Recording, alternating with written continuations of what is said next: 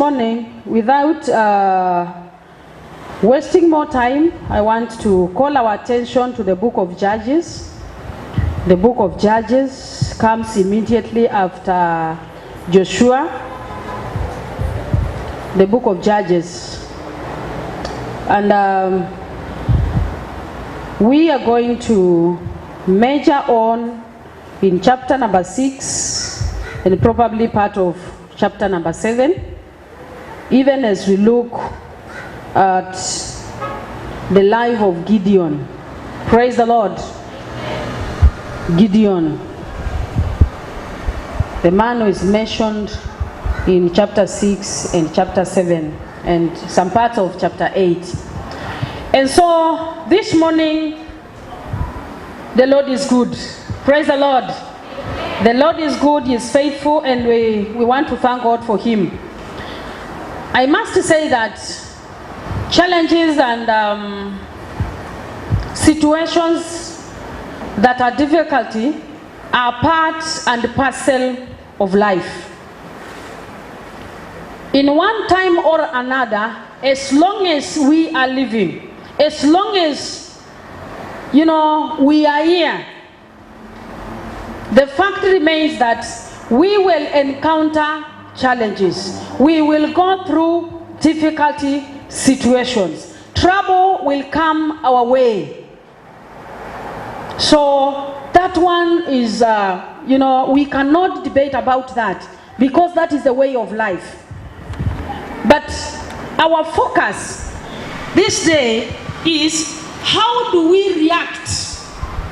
How do we react to challenges, difficult situations when they come our way? That is the question that I want us to ask ourselves. Tutawezaje? Tunajipata tukichukua mwelekeo gani wakati ambapo tumepatwa na changamoto katika maisha yetu? Bwana Yesu asifiwe. I know this is not new, because we are still in a life challenge. Since the time we began the corona season, if I may say, it has been challenges of every kind. Each one of us has experienced challenge of any kind. And so I want to call our attention to where I've said Judges chapter 6 and 7, some parts of chapter 7, but I'm not going to read the whole of it because we do not have enough time for that. Let's go to Judges chapter 6. The Bible says, again, the Israelites did evil in the eyes of the Lord. And for 7 years, he gave them into the hands of the Midianites.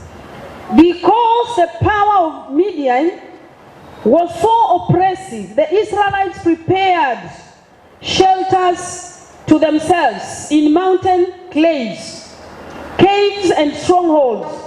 Whenever the Israelites planted their crops, the Midianites, Amalekites, and other eastern peoples invaded the country.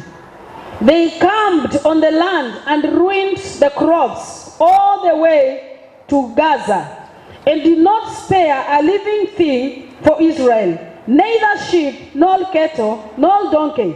They came up with their livestock and their tents. Verse 5, they came up with their livestock and their tents like swarms of locusts. It was impossible to count the men and their camels. They invaded the land to revenge it. Midianites so improvised the Israelites that they cried out to the Lord for help. Bwana asifiwe. Verse 7 says, when the Israelites cried to the Lord because of Midian, he sent them a prophet who said, "This is what the Lord, the God of Israel, says. I brought you up out of Egypt, out of the land of slavery. I snatched you from the power of Egypt and from the hand of your oppressors. I drove them from before you and gave you their land. I said to you, I am the Lord your God. Do not worship the gods of the Amorites, in whose land you live, because you have not listened to me. Because you have not listened to me, the angel of the Lord came and sat down under the oak in Orpah that belonged to Joash the Abiezrite, where his son Gideon was threshing wheat in the winepress to keep it from the Midianites. When the angel of the Lord appeared to Gideon, he said, "The Lord is with you, mighty warrior." And so, let me read from chapter 7, verses 1. Early in the morning, Jerubbaal, that is Gideon, and all his men camped at the spring of Erod. The camp of Midian was north of them in the valley near the hill of Moriah. The Lord said to Gideon, "You have too many men for me to deliver Midian into their hands, in order that Israel may not boast against me that our own strength has saved me." And Gideon took the men down to the water. There the Lord told him, "Separate those who lap the water with their tongues like a dog from those who kneel down to drink." 300 men lapped with their hands to the mouth. All the rest got down onto their knees to drink. Praise the Lord. Tuombe. Baba, katika jina la Yesu Kristo, neno lako ni mkate wa uzima. Ninaomba katika jina la Yesu Kristo, tunapoenda kumega kila mmoja kadri ya jinsi ambavyo umemwandaa, ukaweze kumlisha kutoka kwa meza yako katika jina la Yesu. Nisaidie, maana hili ndilo neno ambalo ulitia kinywani mwangu. Ninapoinena katika jina la Yesu Kristo, maana si kwa nguvu zangu bali kwa uwezo wako, unisaidie. Katika jina la Yesu, Bwana naomba na kushukuru. Amen. Bwana Yesu asifiwe. So I encourage that in your own time, please go and read all those chapters. Chapter 6, all of it. Maana mahubiri yatatoka pale. Bwana asifiwe. We do not have enough time to read all that. And then chapter 7 again.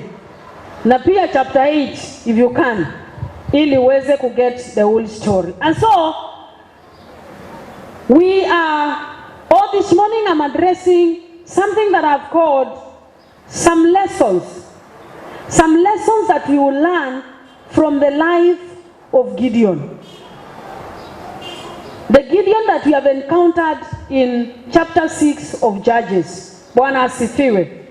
And so this man Gideon, the first time you meet him is not very impressive. He's not very impressive.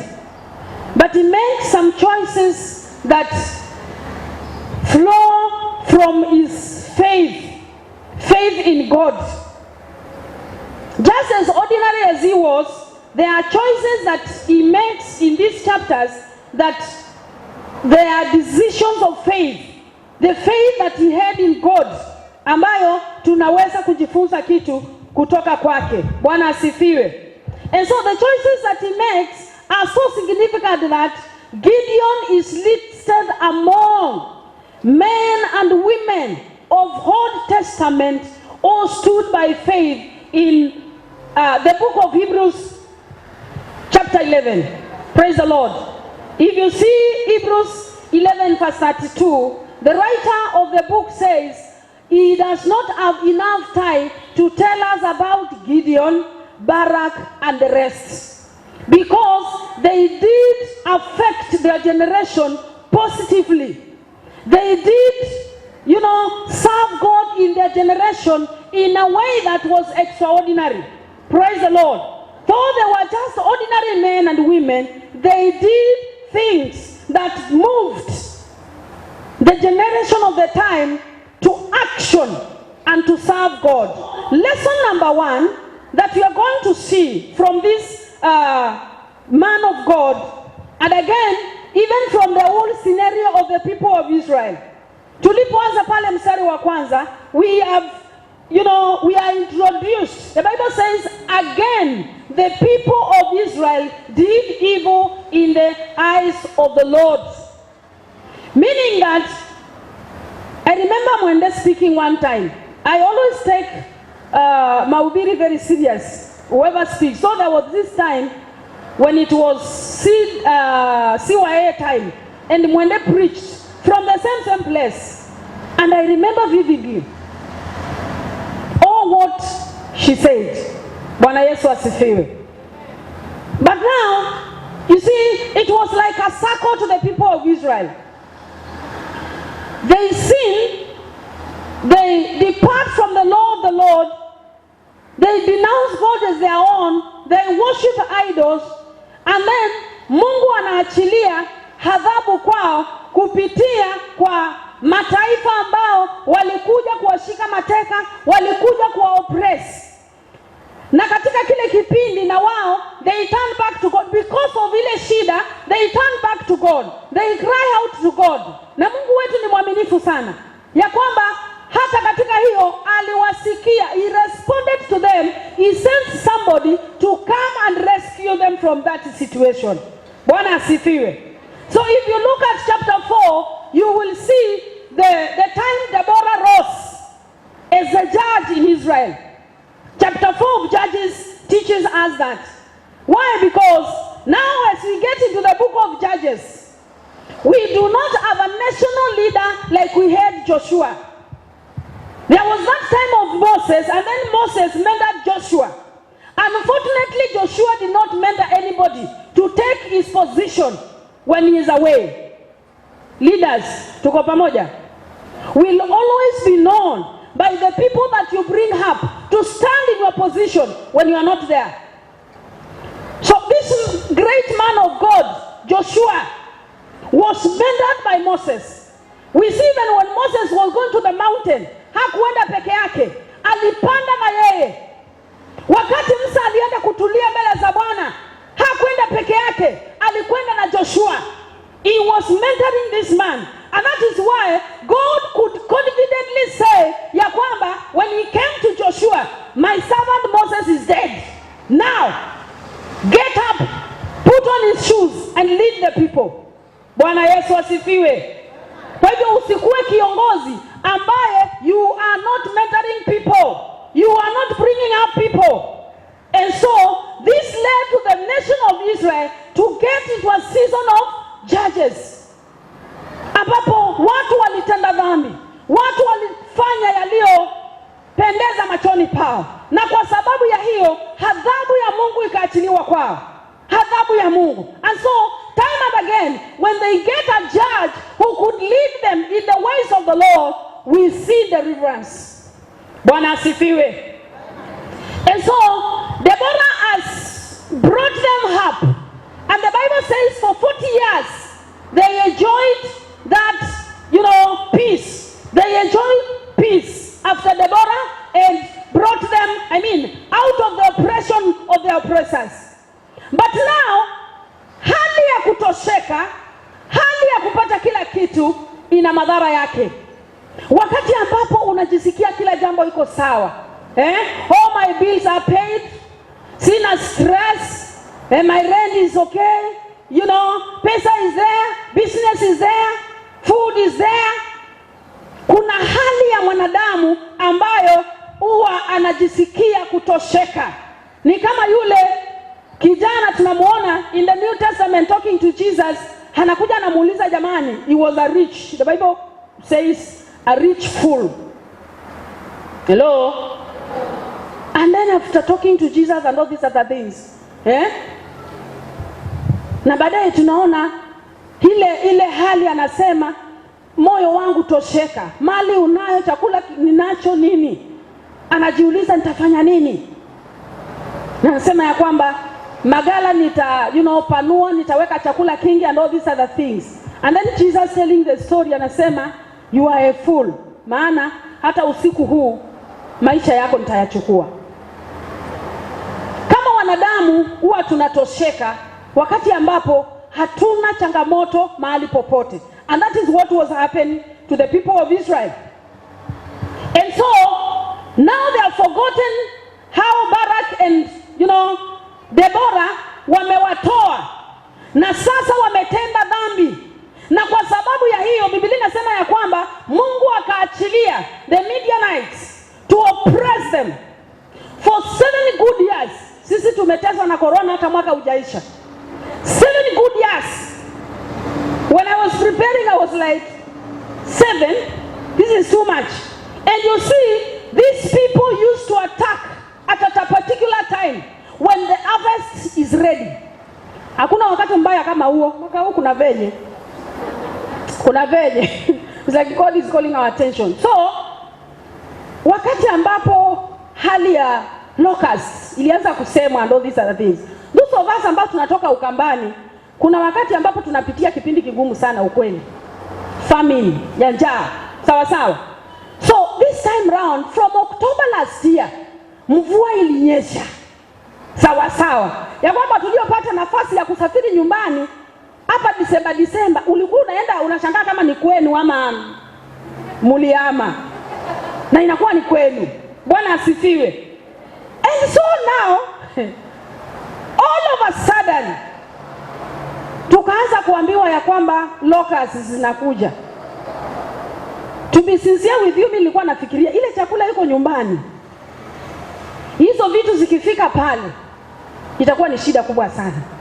And because of that reason I prayed. Thank God. Kwetu niambiwa zilipitia hapo juu. Bwana asifiwe. The swarm flew. Ilipita juu, ikaenda kuland mahali pengine. So these Midianites used to come in a time when the Israelites were expecting a harvest. Wanawatesa, Biblia inasema ya kwamba they invaded at that time. Na wanachukua everything, including hata mifugo yao. Waliwatesa kwa miaka 7, kiasi ya kwamba Israelites could not stay in their own homes. Biblia inasema ilikuwa ni adhabu. Bwana Yesu asifiwe.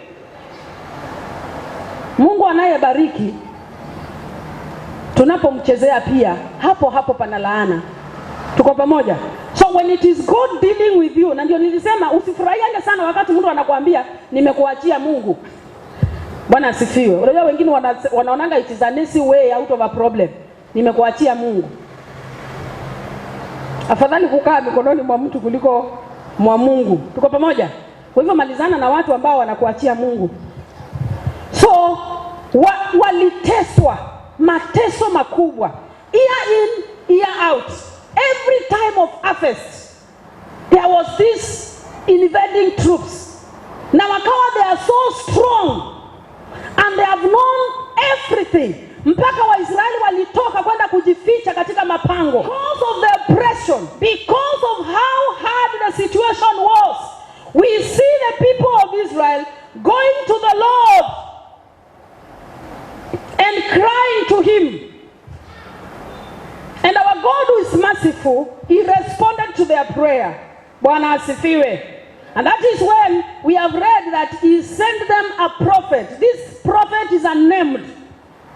Kazi yake ndio ilikuwa tuambiwe juu yake. Akatuma nabii ambaye hana jina hapa, haja kuwaambia, kuwanena. Ni kweli Mungu amesikia, lakini anasema hivi, mbona mimi mliniacha? Mbona niliwatoa katika nchi ya Misri? Kwa mkono wangu nilifanya. Akawakumbusha yote ambayo Mungu alikuwa amefanya. Ni kwa nini ambapo mlipoingia katika nchi hii mmegeuka kuabudu miungu ya Baali? So, in other words, it's like he's telling, this is the reason as to why oppression is happening to you. Bwana asifiwe. And like you have seen, the Midianites were extremely powerful. They were very powerful, and they oppressed them mercilessly. Maana, it was God that was dealing with them. And so, the situation was so bad, I said, that many went to hide in caves. Na wakaacha nyumba zao.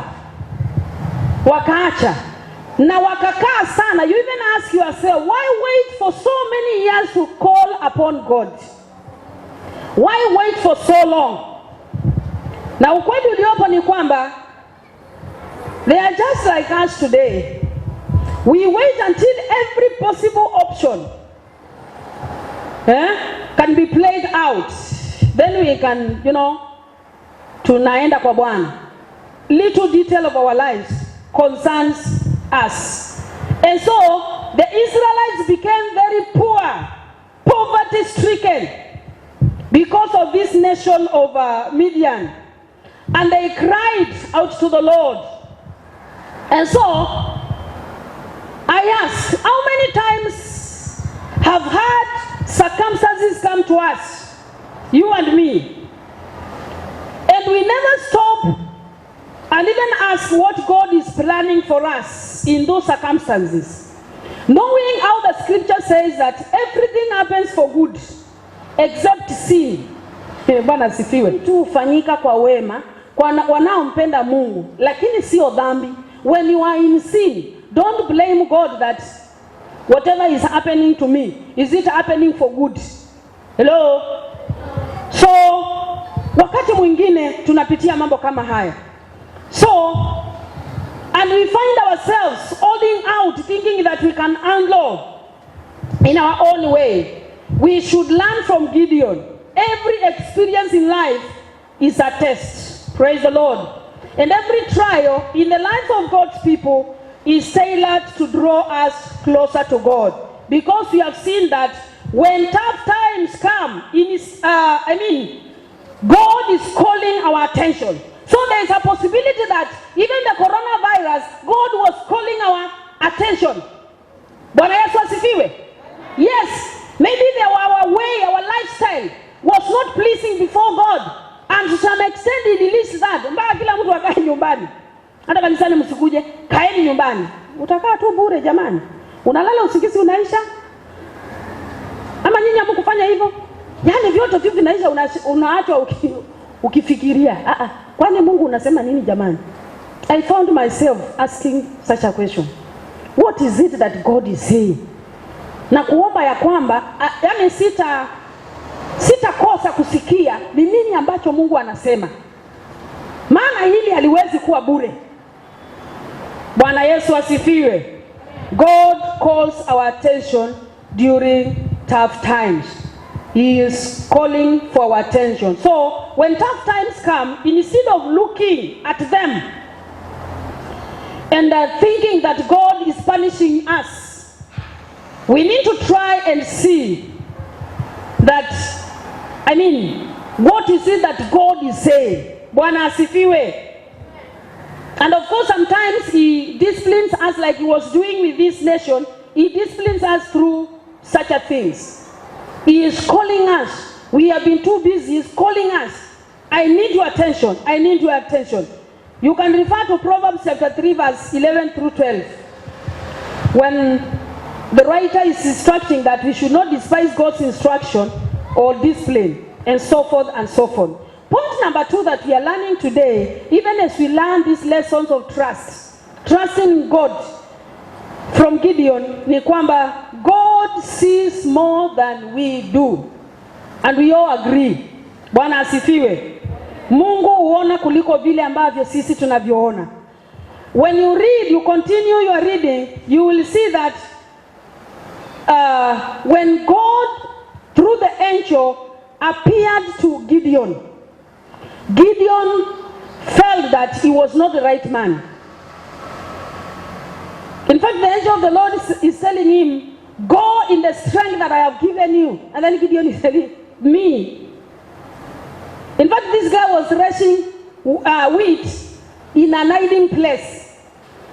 Kusudi alifanya hivyo ili aweze kuokoa angalau kitu before these troops come and carry away everything. So just as a responsible man will do for his family, Gideon was doing that. Yani aliona hiyo ndio itamuokoa. Na to some extent he argued with God when he said, I am with you, great warrior. Muuliza, wewe kweli uko na sisi? Kama uko na sisi, mbona hii inafanyika? Mbona hata zile hadithi ambazo babu zetu walituhadithia kuhusu kizazi ambacho kilitolewa Misri, kwani huyo Mungu amebadilika? So to Gideon, God was not with them. Sometimes we go through situations that we think like he did, isn't it? Yes. Nauliza, Mungu wako wapi wewe?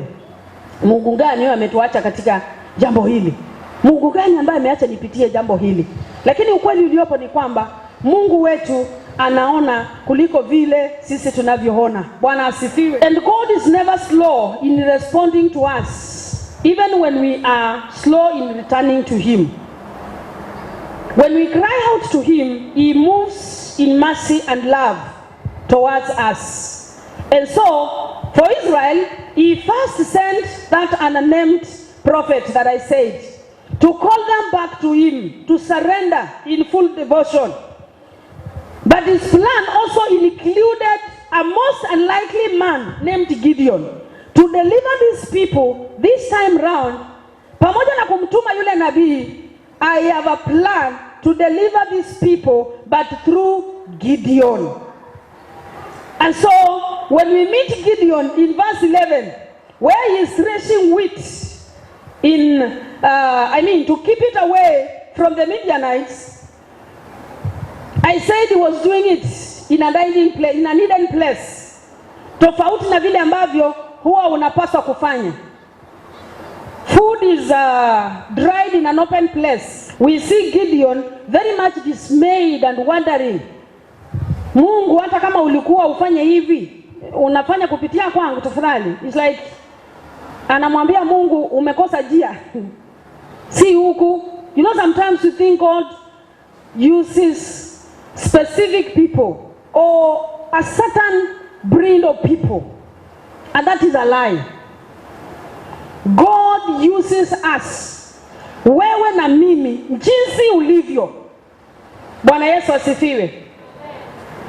God is interested with you, vile ulivyo, jinsi ulivyo.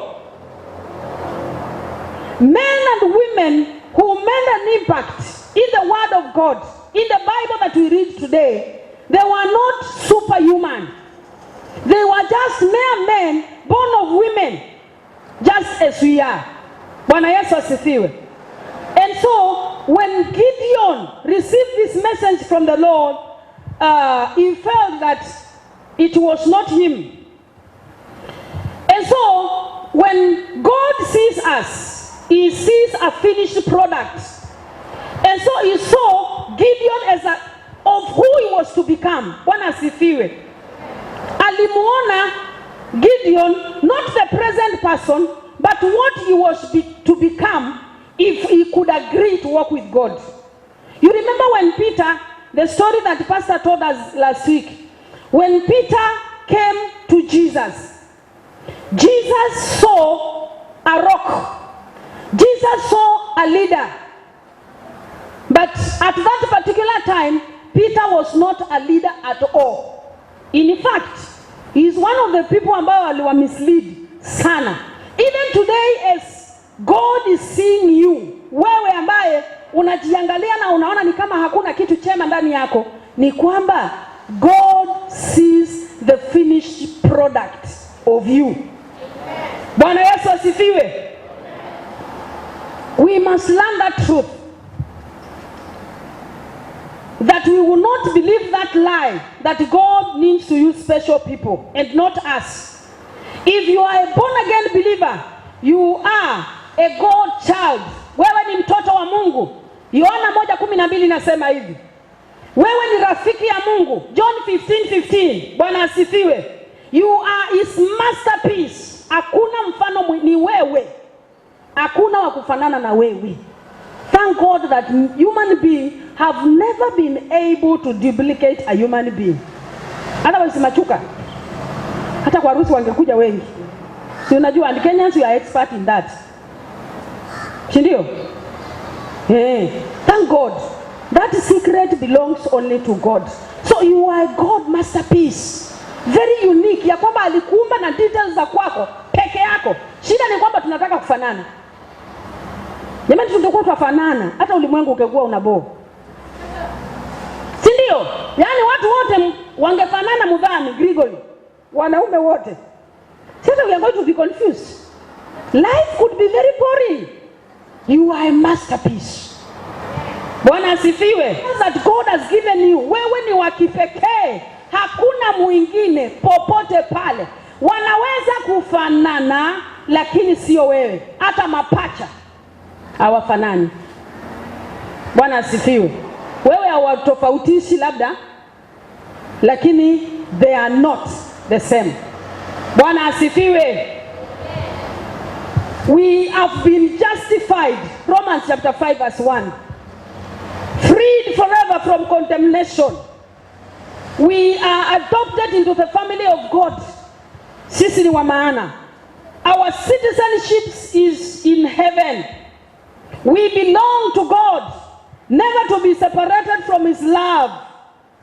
And so, we have everything from Him that we need for life and godliness.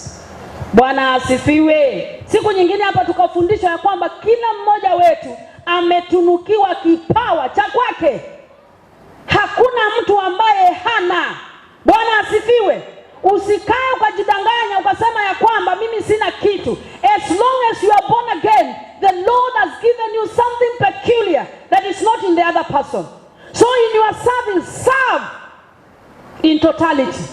Kwa sababu hiyo, you will be accountable before God. Peke yako. Tuko pamoja? Hili ambayo mimi nimepewa na napaswa kutumika kwa ukamilifu, kwa maana pia hilo alionipa ndilo ataniuliza. Wakati ambapo tulifundishwa about those people were given talents. Akapewa 5, maana ability yake ilikuwa ni ya 5. Akapewa 2, maana ability yake kulingana na Mungu aliweza 2.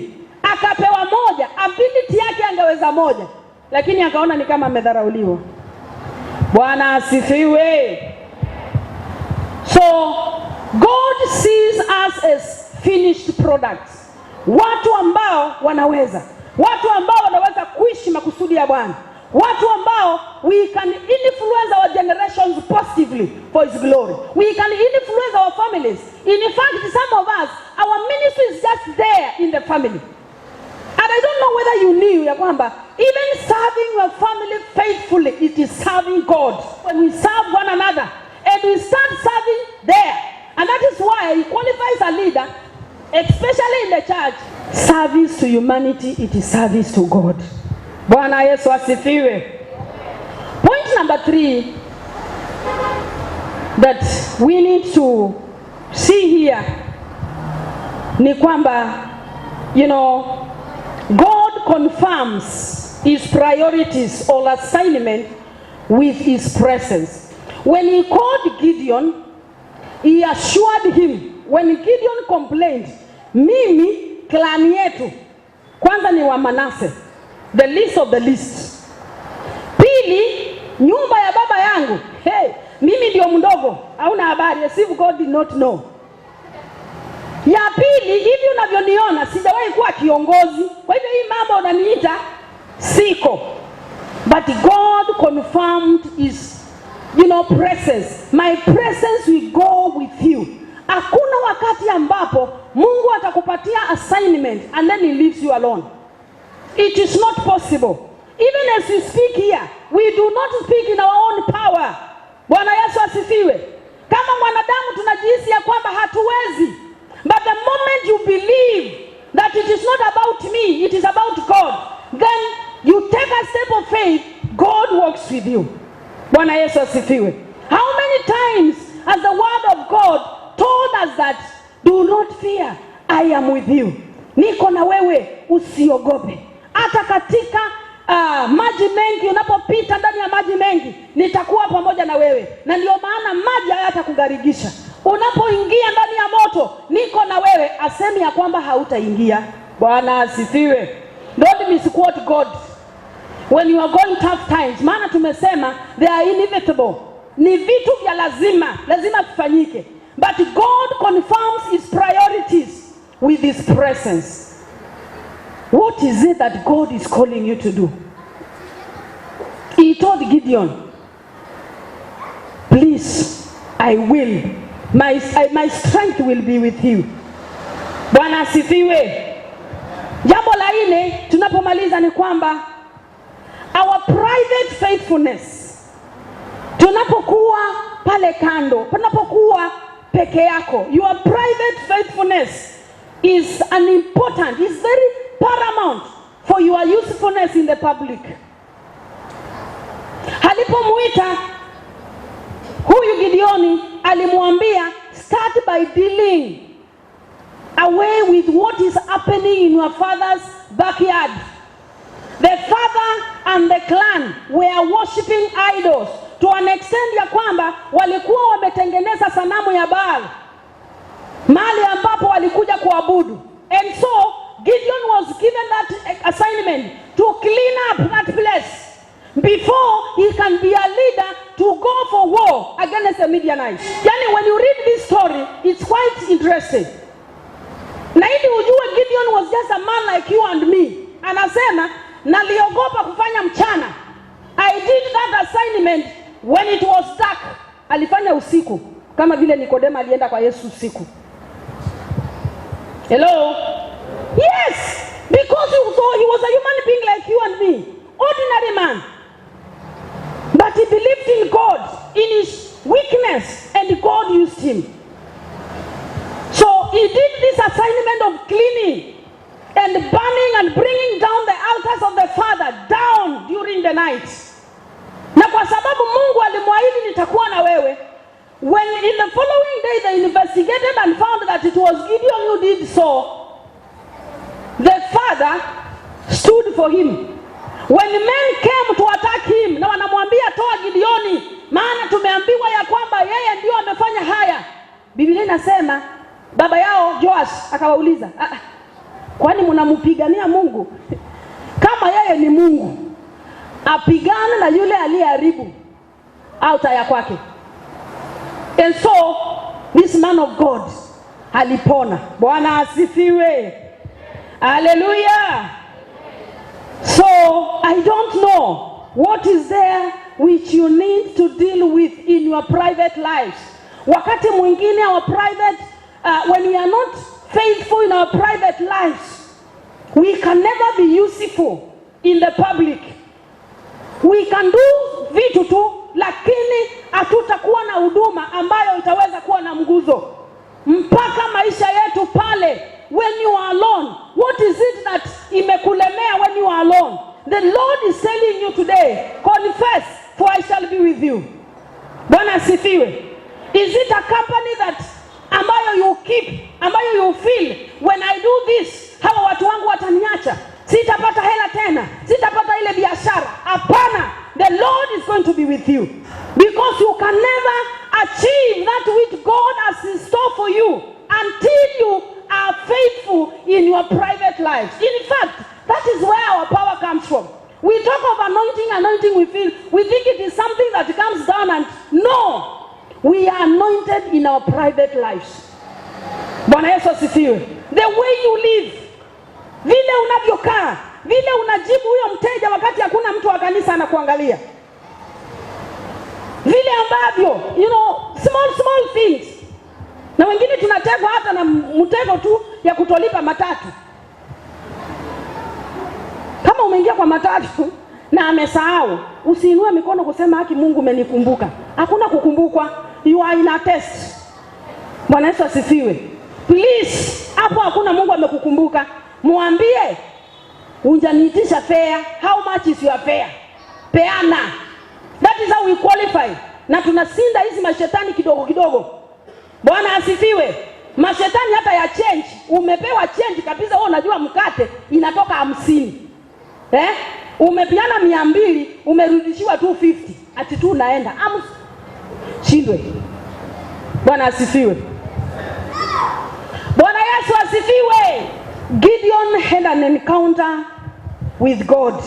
Na kwa hivyo tunaona ya kwamba he dealt very well with his private faithfulness.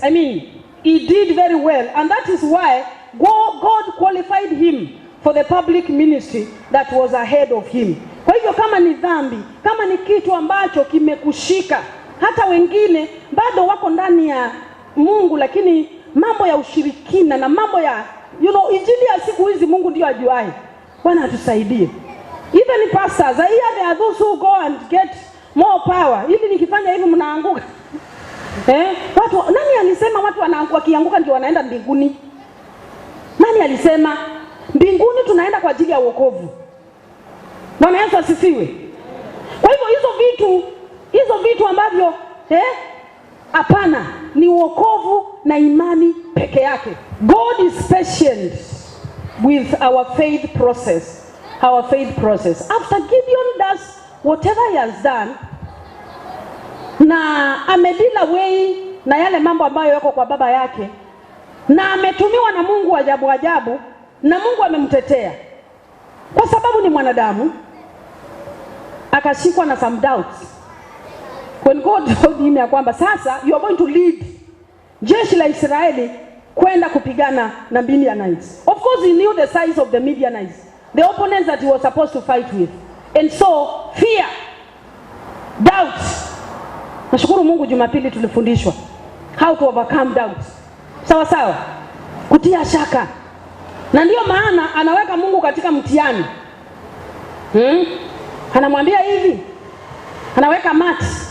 Kama kweli utakuwa na mimi, hii mat iwe dry, the other place iwe wet asubuhi. God does the same. Anakuja asubuhi anaona kweli imefanya. Lakini ni kama akili inamwambia ama ni mtu alimwagia maji. Anakaa hivi. Sasa kama kweli kabisa ya mwisho Mungu, kama ni kweli, sasa let it be the opposite. That the ground will be dry and the mat will be wet. Asubuhi Mungu wetu ni mwaminifu. Akapata Mungu amefanya hivyo. But don't try that. That was for Gideon. Tuko pamoja? Kuna vitu ambavyo is not copy and paste. Usimjaribu Mungu. Tuko pamoja? Blessed is he who believes without seeing. Tuko pamoja? Kwa hivyo God did that, and wakaenda pamoja until he was satisfied. And when he was satisfied, he went in power to do the assignment that God called him to do. May the Lord help us. Bwana asifiwe. God will show you and me the same patience as well as we seek his face, allowing our fears to grow into us, yani the person that he wants us to be. Kwa hivyo Mungu wetu ana uvumilivu mwingi. Kuna ule msemo siku nyingine nikawaambia ya kwamba wakati mwingine tukihubiriwa mtu alisema Mungu wetu ni mzee. Alitumia hiyo neno, and for that time there is a way that I received that word. Unajua neno huwa si ya kila mtu. Hata hivi ninavyohubiri, it is not for everybody.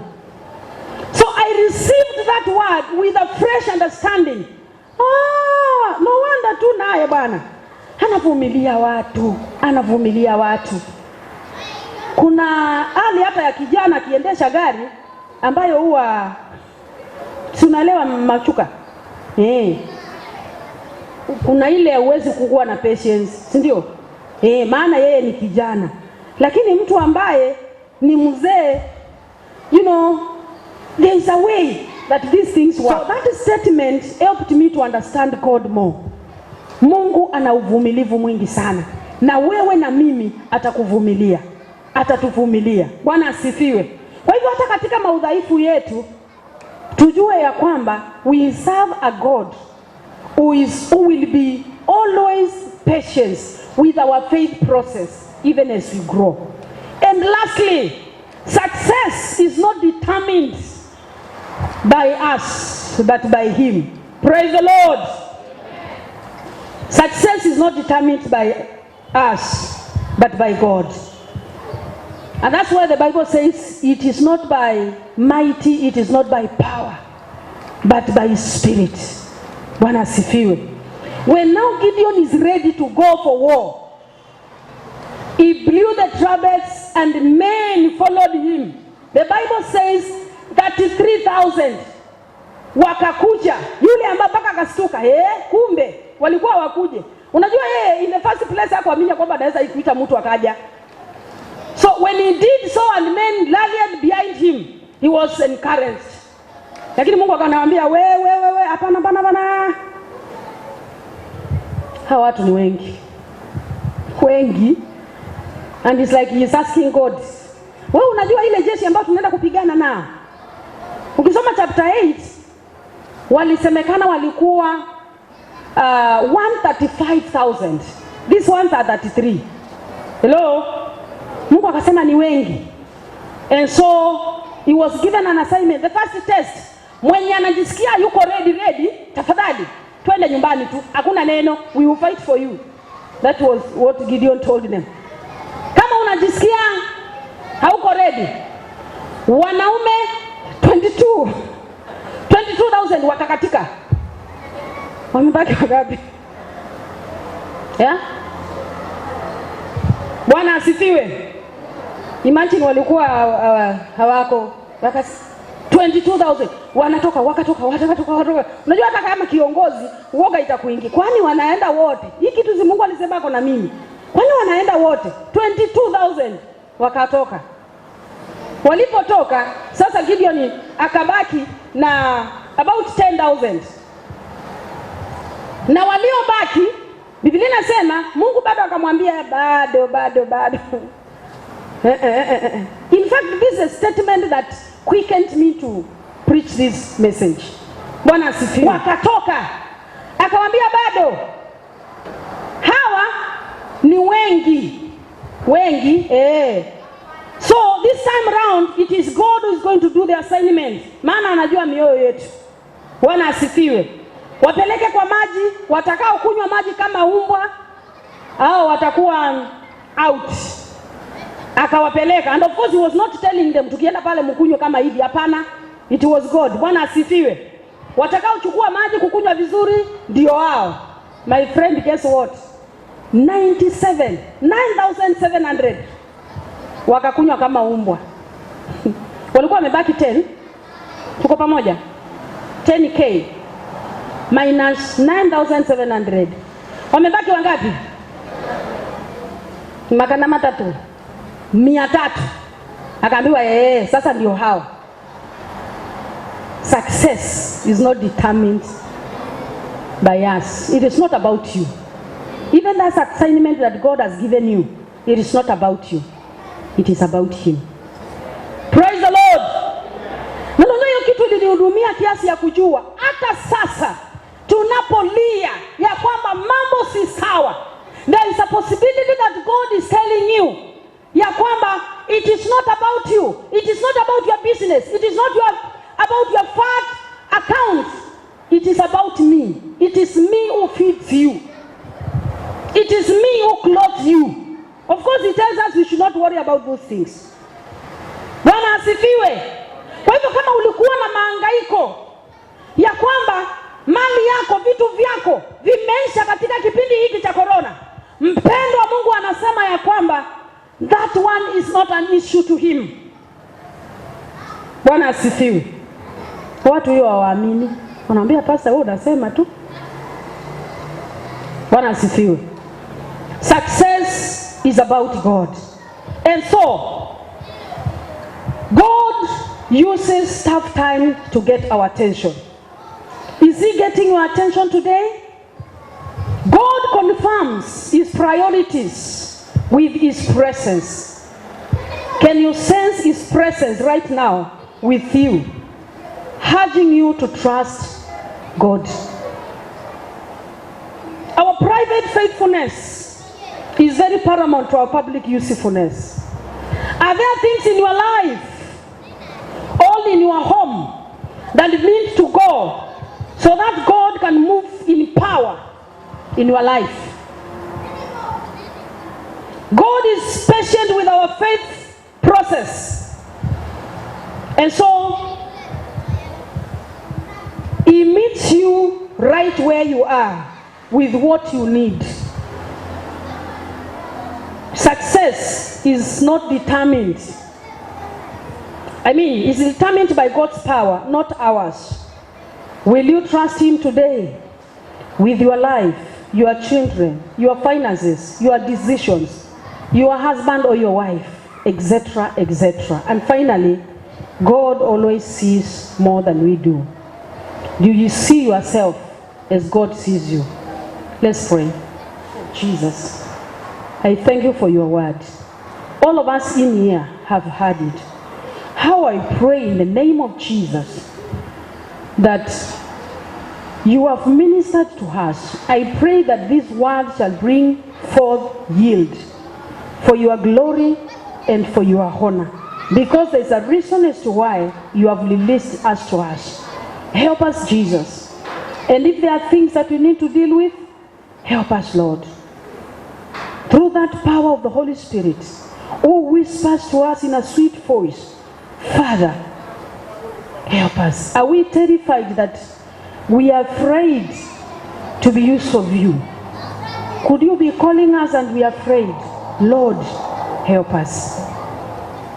Those whom you are calling to salvation, I pray this day, just as Gideon and had an encounter with you, they will have an encounter with you, Jesus. Thank you because you are faithful. Could you be here and you want to give your life to the Lord? Tafadhali nyosha mkono wako mahala ulipo. Uko hapa na ungependa kutoa maisha yako kwa Yesu, maana anakuita. Inua mkono wako kwa ujasiri.